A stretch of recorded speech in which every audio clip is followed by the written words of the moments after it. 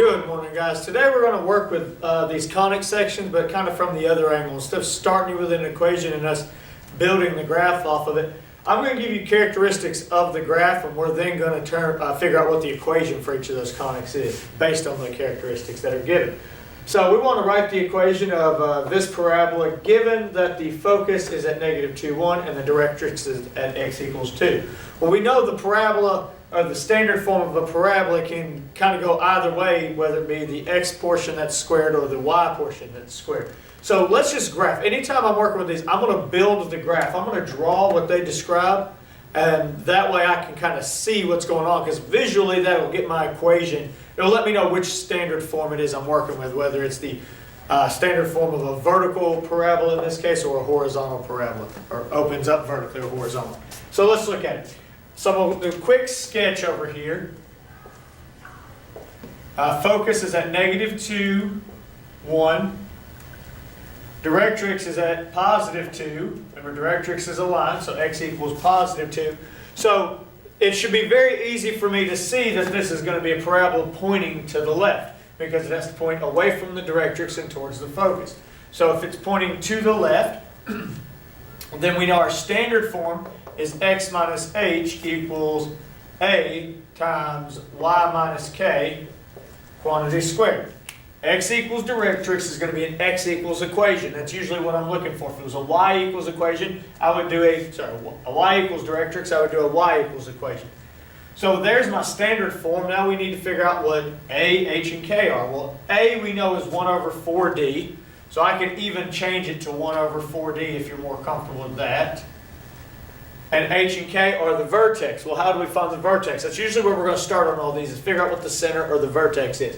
Well, the vertex is in the middle of all these. So if I am 4 units between them, then I am 2 units to get to my vertex. So my vertex is going to be 2 units away, so it's going to be sitting right here at, let's see where to write that. So that's my vertex. That was my focus. That was my directrix.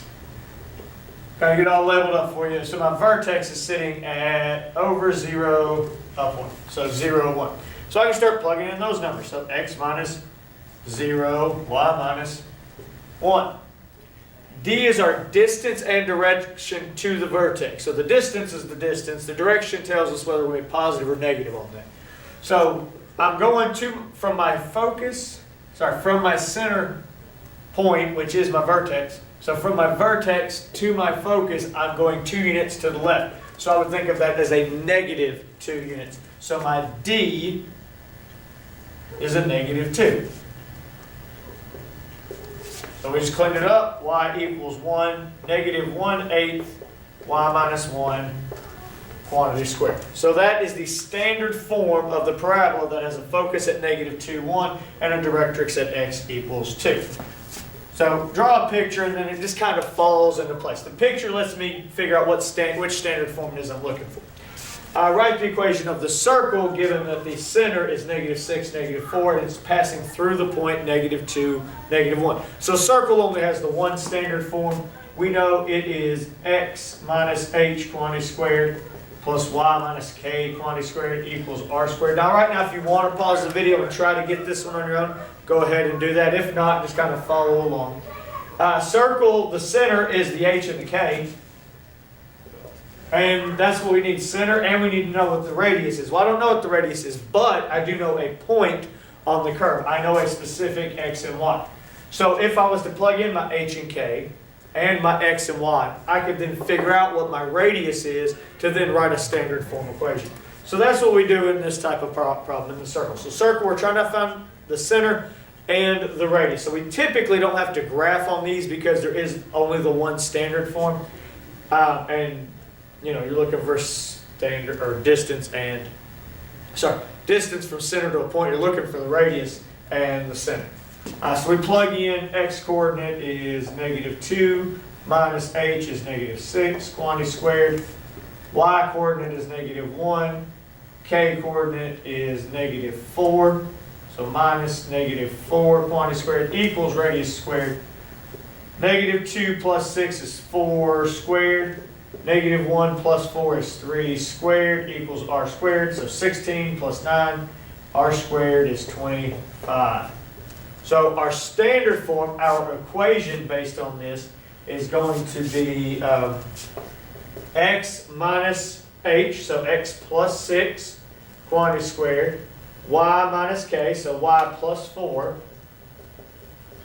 quantity squared, equals the radius squared. So that is the standard form of the circle that is centered at negative 6, negative 4, and passes through the point negative 2, negative 1. So obviously this point is 5 units away because we see that the radius squared is 25, so the radius would be 5. So parabola, circle, that, pretty straightforward. Not a lot you can do with those. Give me a second and I'll get some ellipse problems up here for you because they're obviously more involved, so we'll look at a couple of examples of those. I've got 2 examples of ellipse problems up here, so let's see if we can create the standard form equation of the ellipse that has a vertex at negative 2, 4 and a co-vertex sitting at negative 1, 1. So as I said before, parabola, ellipse, circle, hyperbola, it doesn't matter. Draw out what they give you to get your information organized. So I'm going to do a quick sketch here of what they've given me. Vertex is at negative 2, 4. Co-vertex is at negative 1, 1. So there's vertex. There's co-vertex. So as I'm looking at those 2 points, the center has got to be where they cross, right? So the vertex is at the end of the major axis. The co-vertex is at the end of the minor axis. So I've got a question.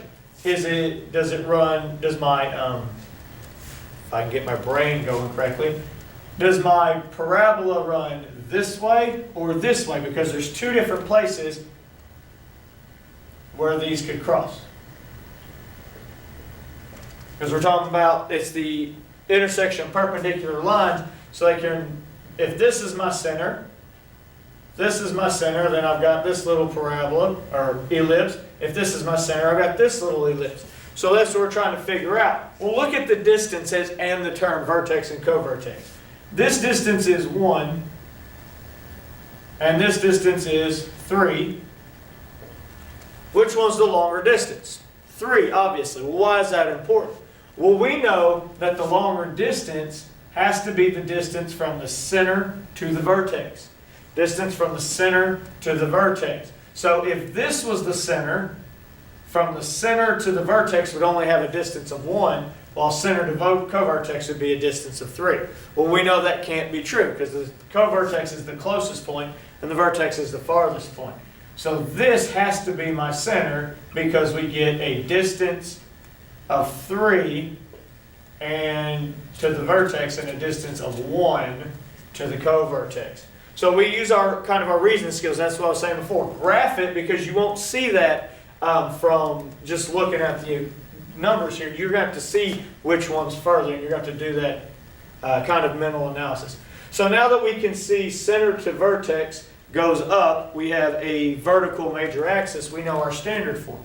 Our standard form is going to be x minus h quantity squared plus y minus k quantity squared equals 1, where a squared is the denominator of the y term because it's a vertical major axis, and b squared is the denominator of the x term. Well, we already know what all these are. A is distance from center to vertex. We said that's 3. B is distance from center to co-vertex. We said that's 1. And HK is our center, which is the point negative 2, right? Left 1, 2, up 1. Negative 2, 1. So we can plug in all that information and get x minus negative 2, so let's call it plus 2, quantity squared, over b squared, over 1 squared. I'll go ahead and put that there. Plus y minus the y coordinate of the center, which is 1, quantity squared, over a squared, which is 3 squared, equals 1. Then we go through, clean it up. Minus a negative becomes plus. 3 squared becomes 9. And divided by 1 squared is divided by 1, so we don't even need it. So this is the standard form of the ellipse, whose vertex is at negative 2, 4, and co-vertex is at negative 1, 1. Well, what I want you to do is take a minute, pause the video, try out number 4. See if you can come up with the equation of the ellipse for an ellipse where it has one focus at -3, -1, another focus at -3, -3, and then a co-vertex at 2, -2, and I'll wait right here.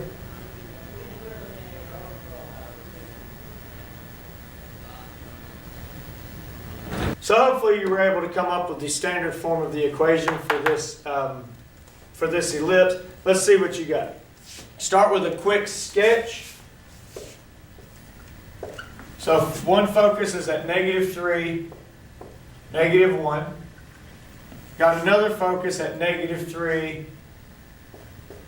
-3. So there's focus 1, focus 2. Co-vertex is at 2, -2.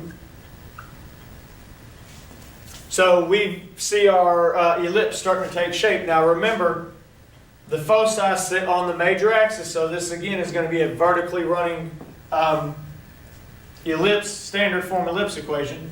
So we'll have x minus h quantity squared over b squared plus y minus k quantity squared over a squared equals 1. Well, let's see what we're given. We can find the center, because the center is the midpoint of your foci, or it's the midpoint of your vertices. So the midpoint, the center, is at -3, -2.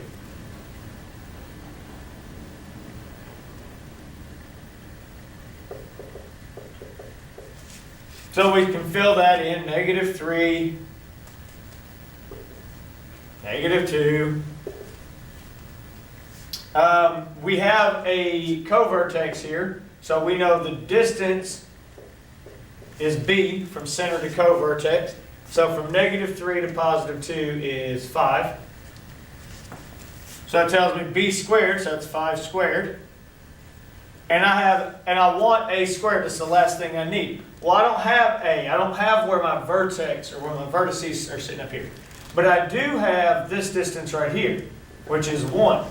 The distance between center and focus, we know, is c. So while I don't have A, I do have C and B, and we remember our focus relationship for an ellipse is C squared equals A squared minus B squared. So from there, C squared we said was 1, 1 squared equals A squared minus B, B we said was 5, so that's 5 squared, and we just solve. Add your 5 squared over, so A squared equals 1 squared plus 5 squared, which is 26. So A squared is 26. Clean it all up. Plus 2, plus 3, plus 25. So that's the standard form of the ellipse that sits with foci at -3, -1, and -3, -3 with a co-vertex at 2, -2. So that's it for, you can get other ways we can combine centers and foci and vertices and co-vertices. That's predominantly the two main ways that you'll have to attack given information in an ellipse problem. Hyperbola has a lot of different things that we can throw at you. I'm going to go over 2 examples with you, so if you give me a second, I'll get those hyperbola examples up for you. So here we have our final 2 examples, a couple of the hyperbola examples. So just like with all the other ones, if you want to pause it and see how you can attack these without any, introduction from me, go ahead, knock it out. But I'm going to get started on this first one right here by doing what? By graphing what they give me. So I'm going to start by plotting 3, 2.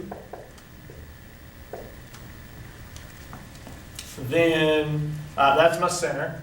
Vertex is at 1, 2. And focus is at 6, 2. So we get that graph right there. Well, the biggest thing I see is I get the direction from this. I see that the vertex and the focus are both lying on a line that's running horizontally. That would be the transverse axis. So if we have a horizontal transverse axis, we have an x minus h quantity squared over a squared minus y minus k quantity squared over b squared equals 1, standard form of a hyperbola. So that's the form, and I get all of that just by knowing that it's a hyperbola and we're running horizontally for our vertex to focus line, our transverse axis. Now we need to know center. Well, center we've got. So H is 3, K is 2. I need to know A and B. Well, A is distance from center to vertex. Do I have that? Yeah, I do. It's 2. A is 2, so 2 squared. B is the B comes in from the slope. We don't have an actual distance that we use for those. That comes off the slope. Well, since I don't know the slope, I have to look at what I do know, and I know that my vertex is 3 units away from my center. Sorry, my focus is 3 units away from my center. So I use that focus relationship for A squared and B squared to say C squared is equal to A squared plus B squared. So 3 squared equals 2 squared plus B squared. So move your 2 squared. So B squared equals 9 minus 4, which is 5. So B squared is 5. Clean it up, 2 squared is 4. And this is the standard form of the hyperbola, who has a center at 3, 2, a vertex at 1, 2, and a focus at 6, 2. So it's very similar to what we did before. It's just a different relationship to when we're relating the focus back to A and B. And you obviously won't have any co-vertex information. All right, this second example here deals with the asymptotes. I want to see how you handle those. So please pause the lecture right here, try it out, see if you can get the standard form for that hyperbola, and I'll wait right here while you guys work.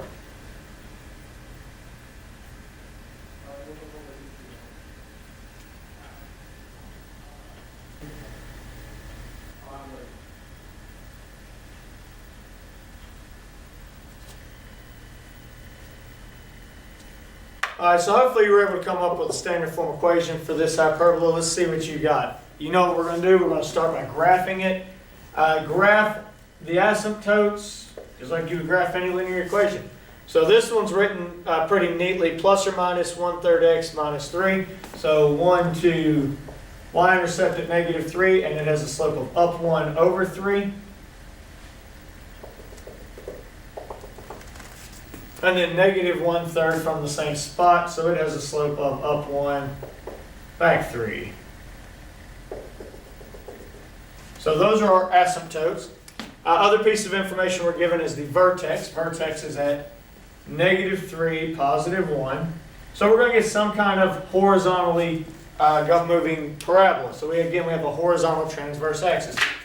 Because our vertex is there, we would see something that looks like that. So since it's horizontal, again, we're going to use the x minus h quantity squared over a squared minus y minus k quantity squared over b squared equals 1. Now we need center, distance to the vertex, and then a component of our slope of our asymptotes. So center is going to be the center, where those two asymptote lines cross. Now, those two asymptotes happen to share the same y, marker, the same y-intercept. So we can see that the center is going to be at 0, negative 3. Now, if they had been out here in space somewhere, we would just solve the system and find the two intersection points. No big deal there. These were easy to see. So center's at 0, negative 3, so x minus 0, y minus negative 3. Then we're going to look for a squared and b squared. Well, the only point we're given is the vertex. Well, we know vertex has a distance of a, because from center to vertex is a, which in this case is 1. 0 to 1 is 1. So a is 1, so that gives us a denominator of 1 squared.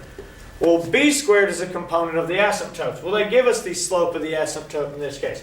So we have to remember that the slope of the asymptote is plus or minus the y denominator over the x denominator. Square root of y denominator over x denominator is how we get those asymptotes. So our asymptote is equal to plus or minus 1/3. Well, how does that help me? Well, we put it back into this specific problem, and in this problem, the y denominator is b squared. So plus or minus square root of b squared over the x denominator, which was a squared. So it's not always b squared over a squared. Remember, it matters whether it's a horizontal hyperbola or a vertical hyperbola. So don't throw the b squared and a squared in there until you've got your direction figured out, and then just put the y denominator, which in this case is b squared, over the x denominator, which is a squared. Let me just go through and solve, because we know what a squared is, right? A squared is 1, or a was 1, and we just have this little equation we want to solve. So, well, let's get rid of that square root by squaring both sides. So we get b squared over 1 equals 1 over 9. And that's it. B squared over 1 is just b squared. So b squared is 1/9. B squared is 1/9. And that's it. Clean it up. X minus 0 is just x over 1 we don't need. I don't like leaving fractions down here in the denominator when we're writing an answer out. If I was working with this and trying to figure out my slope, yeah, I would go ahead and leave that 1/9. But we're trying to make something neat and clean. So let's remember, dividing by a fraction is the same thing as multiplying by its reciprocal. So instead of taking this divided by 1/9, let's multiply it by the reciprocal of 1/9, which is just 9. And that's why plus 3 quantity squared equals 1. So we just cleaned that up a lot to get this. Now, on just one little comment on asymptotes. Asymptotes are one way to relate B and A and B. The other way is with a focus when we're looking at C. So anytime I'm working one of these type problems and we're relating, and we're dealing with an asymptote and getting our denominators from that, and they mention a focus, we've got to check the asymptote ratio with the focus equation. And the reason is because b squared over a squared was 1/9. Well, that doesn't necessarily mean b squared was 1 and a squared was 9. They could be, 2 over 18, or it could have been 3 over 27 or something like that. The reduced form came out to be 1/9. So we don't know what the original value was before we reduced. So what we need to make sure we're doing is we're checking it against the c squared equals a squared minus b squared. So realistically, when you're doing these, if they mention a focus at all, they're giving you the c. We need to put the focus information and get that equation, and then our slope equation, and it's a system of equations. So we'll use both of them together to make sure we get the right proportion of a squared to b squared. So we get the right values of a squared and b squared. So we'll look at those, at least one of those in class, maybe a couple of those in class, where we have focus and an asymptote. But if they don't, then if they don't give you both of them, they just give you the asymptote, you're just going to take the value as it is. Or if they just give you the focus, you're going to take the value as it presents itself. You don't have another one to check it against, so we just have to go with what we've got. That'll make a little more sense in class when we get to those. So that's really it. If I'm given information and I want the equation, draw a picture, at least to get your bearings straight of whether I'm talking about a horizontal standard form or a vertical standard form. Then the numbers just kind of start filling in based on the definition of what A and B and your center happens to be. So that's it for this, and I will see you in class tomorrow, guys.